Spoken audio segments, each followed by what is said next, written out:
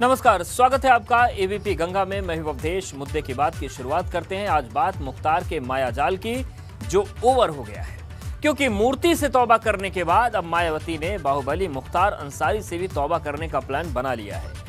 अब ये योगी सरकार की नीट एंड क्लीन वाली पॉलिटिक्स का दबाव है या सच में मायावती दागिया और बाहुबली उम्मीदवारों से दूरी बना रही हैं?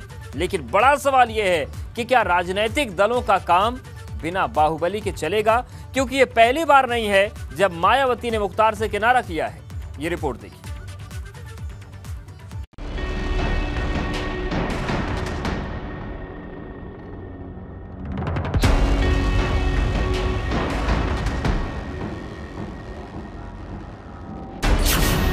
मुख्तार का मायाजाल ओवर। मूर्ति के बाद मुख्तार से तौबा। योगी राज में माफिया का जीना भारी। बाहुबली से कौन निभाएगा यारी? गजब है मुख्तार की माया। 2017 में भैया ने छिटका तो बहन जी ने लपक लिया। अब बहन जी छिटकती उससे पहले ही भैया ने लपक लिया। इन दोनों तस्वीरों में भले ही मुख्तार अंसारी के भाई सिबगतुल्ला अंसारी हों, लेकिन इसके केंद्र में बाहुबली मुख्तार अंसारी है। क्योंकि ब्राह्मण दलित को साध कर यूपी में सरकार बनाने का ख्वाब देख रही मायावती ने मूर्ति से तौबा करने के बाद अब मुख्तार अंसारी से भी तौबा कर ली है। यूपी की सत्ता में एक बार फिर से वापसी की राह देख रही मायावती की पार्टी बीएसपी इन दिनों बड़े बदलावों से गुजर रही है। पार्टी ने पिछले दिनों प्रबुद्ध सम्मेलन का आयोजन कर ब्राह्मण तबके को रिझाने की कोशिश की, सोशल इंजीनियरिंग को दुरुस्त करने का प्रयास किया। इसके बाद पार्टी मुखिया मायावती ने खुद सरकार बनने की सूरत में मूर्तियों और स्मारकों से दूर रहने का ऐलान किया। इसके बाद अब मुख्तार अंसारी जैसे माफियाओं, बाहुबलियों और दागियों से दूरी बनाने की रणनीति तय की गई है। ये मायावती का हृदय परिवर्तन है या योगी सरकार का दबाव?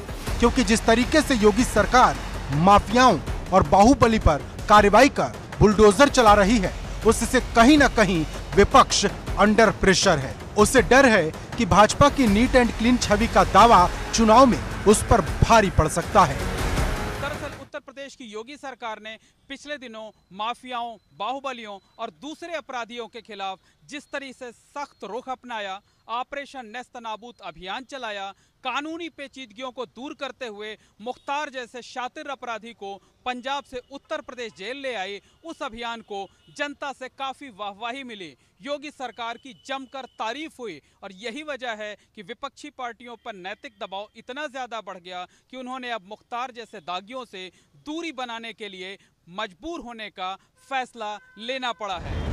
यही वजह है कि मायावती को वोट से ज्यादा बदनामी की चिंता सता रही और अपनी छवि सुधारने में लगी मायावती नहीं चाहती कि अब उन पर कोई दाग लगे।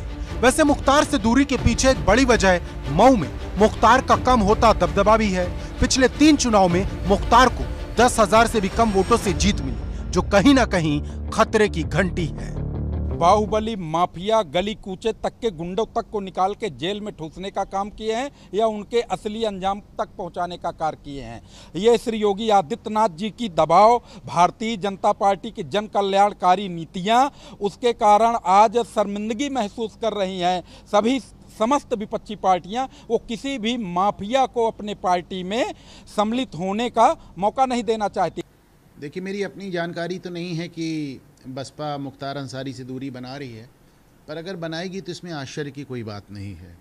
हमने देखा समाजवादी पार्टी ने यहाँ इलाहाबाद में प्रयागराज में अतीक अहमद से दूरी बनाई और राजनीति का अपराधीकरण सही पूछिए तो 90 के दशक की शुरुआत से हो गया था। वैसे मुख्तार जैसे बाहुबली जब आते हैं तो वोट के अमृत के साथ में बदनामी का विष भी लाते हैं।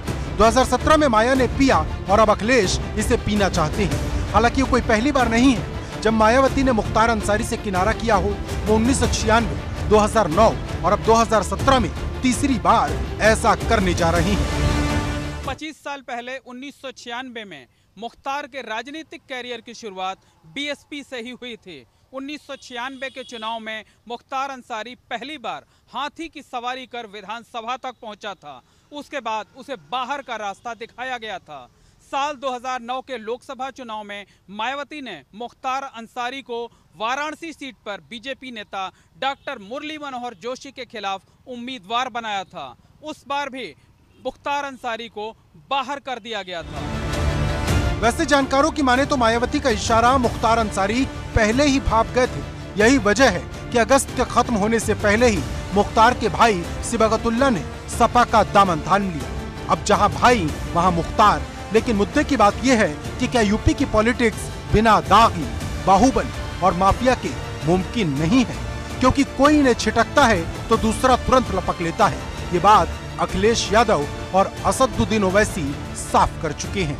प्रयागराज से मोहम्मद मोइन के साथ bureau report, ABP Ganga.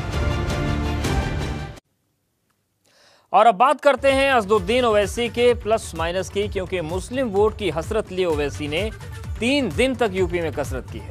Ayodhya, Sultanpur और बाराबंकी की 16 विधानसभा सीटों पर वंचित शोषित सम्मेलन के जरिए मुस्लिमों को एकजुट करने की कोशिश की, लेकिन इनकी ये कोशिश कितनी रंग लाती है, क्योंकि बिहार में 5 सीट जीतकर करिश्मा करने वाले ओवैसी पश्चिम बंगाल में बुरी तरह से फेल रहे थे। अब सवाल इस बात का है कि क्या ओवैसी का मिशन यूपी पूरा होगा? ये रिपोर्ट देखिए।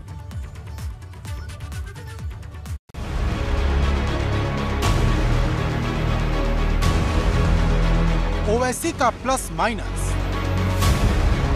ओवैसी के 3 दिन भारी या बंगाल वाली लाचारी।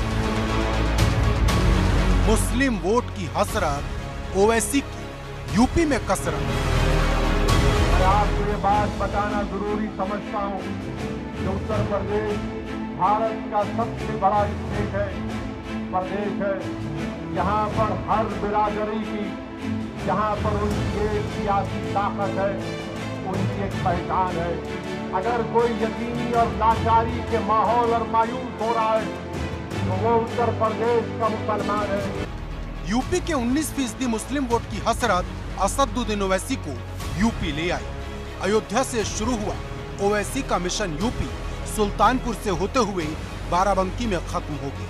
लेकिन इन 3 जिलों की 16 विधानसभा सीटों पर पड़ी ओवैसी की नजर बताती है कि जिन 100 सीटों का खाका ओवैसी ने खींचा है, उसकी कर्क रेखा यहीं से होकर गुजरती है। असदुद्दीन ओवैसी की कोशिश ये है कि इस बार के विधानसभा चुनाव में 100 सीटों पर अपने उम्मीदवार उतारे जाएं और उसके जरिए यूपी में अपनी जमीन तैयार की जाए। इसीलिए असदुद्दीन ओवैसी ने 3 दिनों का उत्तर प्रदेश का दौरा किया और शोषित वंचित समाज सम्मेलन किया। शुरुआत उस सम्मेलन की अयोध्या से की, इसके बाद वो सुल्तानपुर पहुंचे और फिर बाराबंकी में उनके इस सम्मेलन का समापन हुआ। लेकिन सबसे महत्वपूर्ण बात यह है कि ओवैसी उन्हीं सीटों पर गए जहां पर मुस्लिम वोटर्स की संख्या ज़्यादा है, यानी जो सीटें उनके पैरामीटर में फिट बैठती हैं, ओवैसी ने उन्हीं सीटों को चुना है। ओवैसी जिन जिन सीटों पर गए वहां मुस्लिम मतदाताओं की संख्या बहुत ज्यादा है।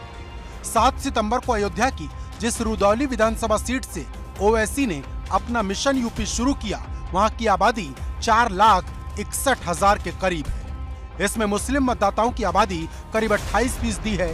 यहाँ मुस्लिम हार जीत के लिए एक बड़ा फैक्टर है। 8 सितंबर को ओवैसी सुल्तानपुर पहुंचे, जहां 19 लाख मतदाता हैं। इनमें 4 लाख के आसपास मुस्लिम वोटर्स हैं। वहीं सुल्तानपुर सदर की जिस विधानसभा पर ओवैसी ने अपना सम्मेलन किया, इस सीट पर 2017 में भाजपा ने कब्जा जमाया, लेकिन दूसरे नंबर पर बसपा के मुजीब अहमद रहे, जिन्हें 54,000 से ज्यादा वोट मिले। यानी ये सीट भी ओवैसी के पैरामीटर में बिल्कुल फिट बैठती है। 9 सितंबर को ओवैसी अपने यूपी दौरे के आखिरी दिन बाराबंकी पहुंचे, जहां की कुल आबादी 32 लाख के आसपास है। इसमें 23% आबादी मुस्लिमों की है। और जिस बाराबंकी सदर सीट पर ओवैसी ने सम्मेलन किया, वहां 30% आबादी मुस्लिमों की बताई जाती है।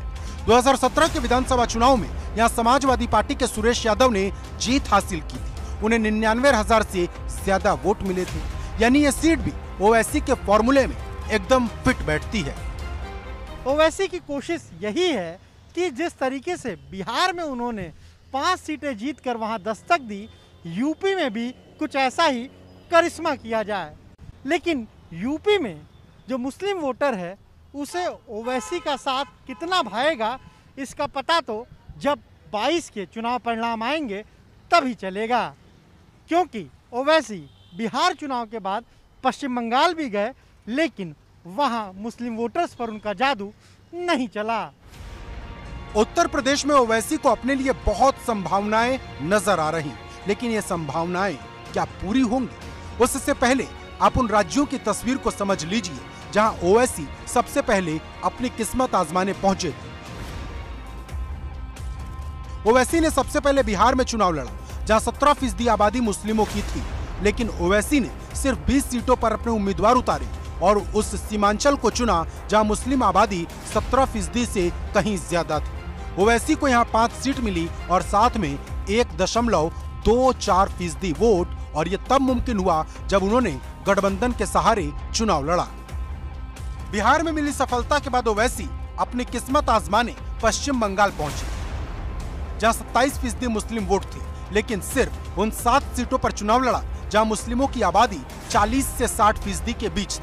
लेकिन ओवैसी का जादू ममता की गोलबंदी के आगे फेल हो गया। मुस्लिमों के हितैषी होने का दावा करने वाले ओवैसी को मुसलमानों ने वोट ही नहीं दिया और बिहार में खुद को हीरो समझने वाले ओवैसी फेल हो गए।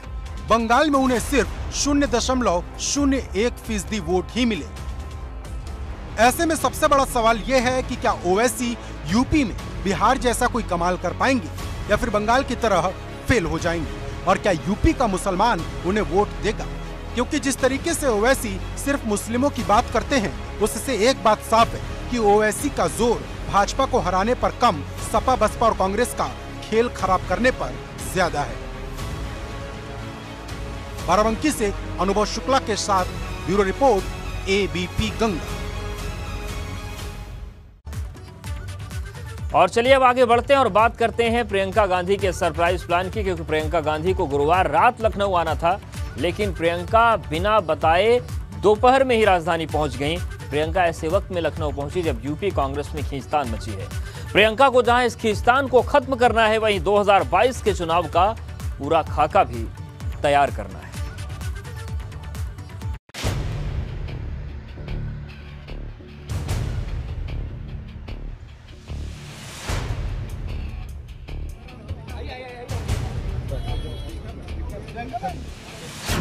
प्रियंका गांधी का सरप्राइज गेम।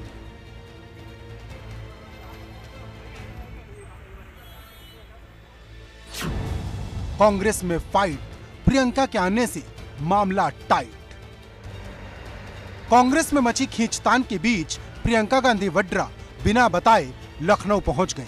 उनके आने का न कांग्रेस प्रदेश अध्यक्ष अजय कुमार लल्लू को पता चला, न कार्यकर्ताओं को। प्रियंका गांधी के सरप्राइज ने कांग्रेस में हलचल पैदा कर दी, क्योंकि प्रियंका गांधी तो 9 सितंबर की रात को लखनऊ पहुंचने वाली थी, लेकिन वो दोपहर को ही राजधानी पहुंच गई। प्रियंका का आना और किसी को ना बताना कई सवाल खड़े कर रहा है, क्योंकि जानकारी के मुताबिक कांग्रेस में इन दिनों कुछ भी ठीक नहीं चल रहा। एक धड़ा प्रदेश अध्यक्ष अजय कुमार लल्लू के खिलाफ मोर्चा खोले हुए है, तो दूसरी मुश्किल रायबरेली से कांग्रेस की विधायक अदिति सिंह ने बढ़ा रखी है।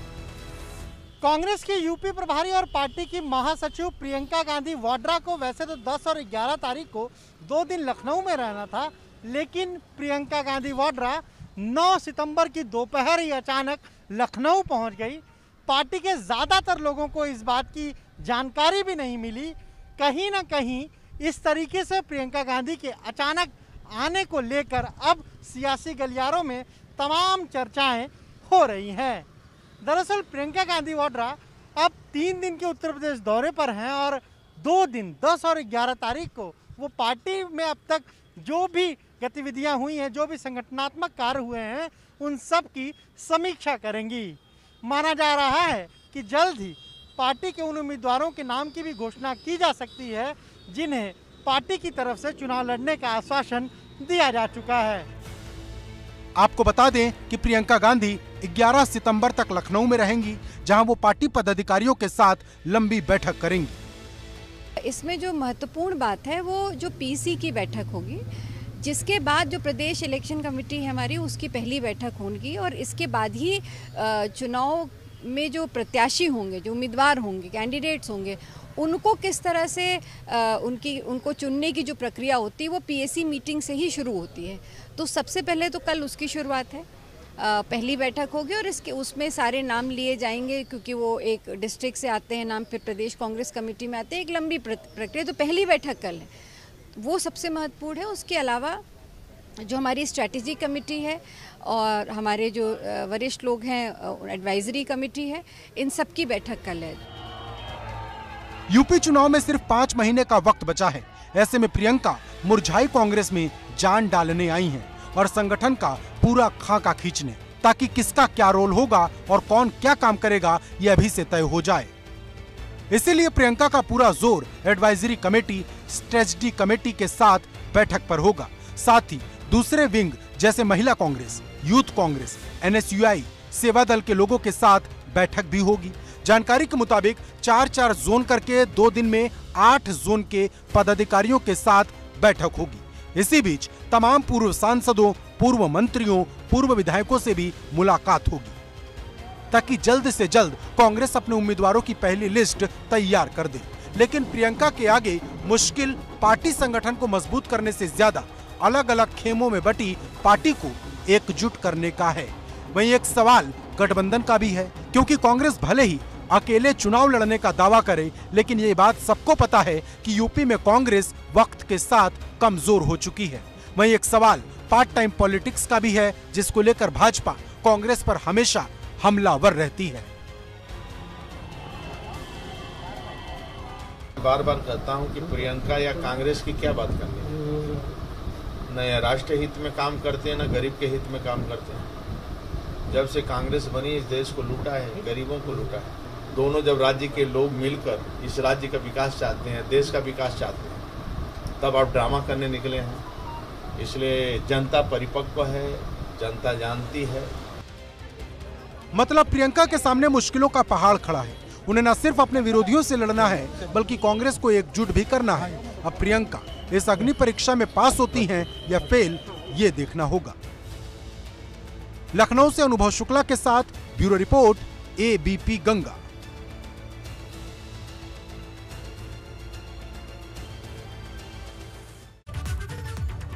और अब बात करते हैं राकेश टिकैत की, जिन्हें ट्रोलर्स ने परेशान कर दिया है। मुजफ्फरनगर की महापंचायत में राकेश टिकैत ने अल्लाहू अकबर और हर हर महादेव का नारा देकर हिंदू मुस्लिम सौहार्द की बात कही थी, लेकिन कुछ लोगों को यह बात पसंद नहीं आई, तो उन्होंने राकेश टिकैत को फोन करके परेशान करना शुरू कर दिया है।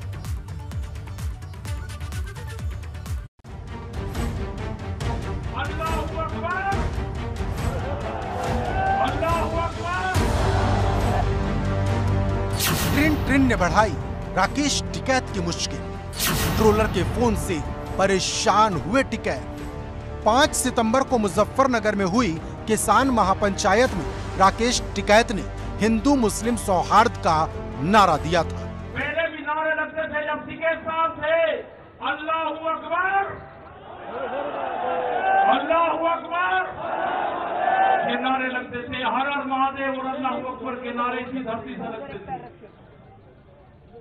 ये नारे हमेशा लगते रहेंगे, ये नारे हमेशा लगते रहेंगे। दंगा यहाँ पे नहीं होगा, ये तोड़ने का काम करेंगे, हम जोड़ने का काम करेंगे। अब यही नारा राकेश टिकैत के लिए मुसीबत बन गया है। ट्रोलर्स ने राकेश टिकैत का जीना मुश्किल कर दिया है। हालांकि राकेश टिकैत का साफ कहना है कि उन्होंने कुछ भी गलत नहीं किया। आपको बता दें कि जब राकेश टिकैत ने हिंदू मुस्लिमों को जोड़ने का नारा दिया, तब सपा अध्यक्ष अखिलेश यादव और बसपा सुप्रीमो मायावती ने जमकर तारीफ भी की थी। ये भारत की ये पहचान है, हमारी गंगा जमुनी तहजीब यही है। गंगा जमुनी तहजीब यही है कि जहाँ हिंदू, मुसलमान, सिख सभी धर्मों के लोग एक साथ रहे हैं, और ये हमारे पहचान है गंगा जमुनी। लेकिन भाजपा ने इसे राजनीतिक स्टंट बताकर जमकर निशाना साधा था। वो अल्लाह अकबर का नारा देते हैं, तो अल्लाह अकबर का नारा देने तो सारे राजनीतिक वही तो कर रहे हैं, उन्हीं के साथ तो मिले, वो भी उन्हीं की भाषा बोल रहे हैं। इसका जवाब तो मुजफ्फरनगर की जनता मांगेगी कि ऐसे लोग जो सांप्रदायिक दंगे में मुजफ्फरनगर को जिन्हें झोंका, अगर वे मंच पर बैठे हैं तो इसका जवाब तो मुजफ्फरनगर की जनता इनसे आयोजकों से मांगेगी। गौरतलब है कि किसान 9 महीने से आंदोलन कर रहे हैं और मुजफ्फरनगर की महापंचायत से इस आंदोलन को और ज्यादा धार मिली। अब ये धार 2022 के चुनाव में किसका खेल खराब करेगी और किसका खेल बनाएगी, ये देखना होगा। Bureau report, ABP Ganga. और अब बात राजा की यूनिवर्सिटी राजमहल जैसी की, क्योंकि 14 सितंबर को प्रधानमंत्री नरेंद्र मोदी अलीगढ़ आ रहे हैं राजा महेंद्र प्रताप सिंह की विश्वविद्यालय का शिलान्यास करने। लेकिन सीएम योगी को इस विश्वविद्यालय का मॉडल पसंद नहीं आया और अब योगी ने इसे और ज्यादा भव्य और ज्यादा विशाल बनाने का ऐलान किया है।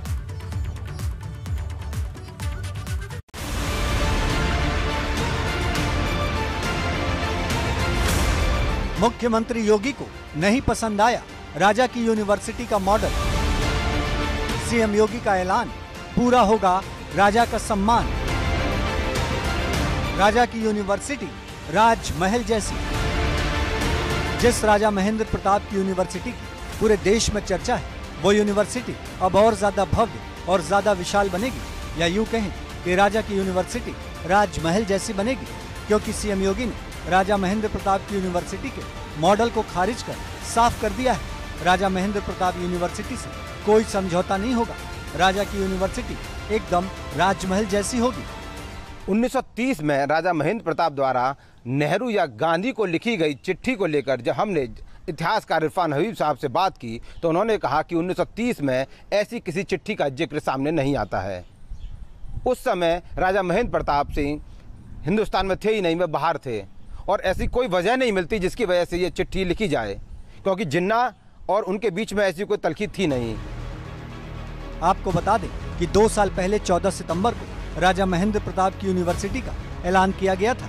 अब ठीक 2 साल के बाद 14 सितंबर को प्रधानमंत्री मोदी राजा महेंद्र प्रताप की यूनिवर्सिटी का शिलान्यास करने आ रहे हैं। लेकिन जब इसका मॉडल सीएम योगी ने देखा तो उन्हें इसमें कई खामियां देखी, जिसके बाद सीएम योगी ने तुरंत इसके मॉडल को रद्द कर दिया। जानकारी के मुताबिक अब और ज्यादा भव्य मॉडल बनाया जाएगा।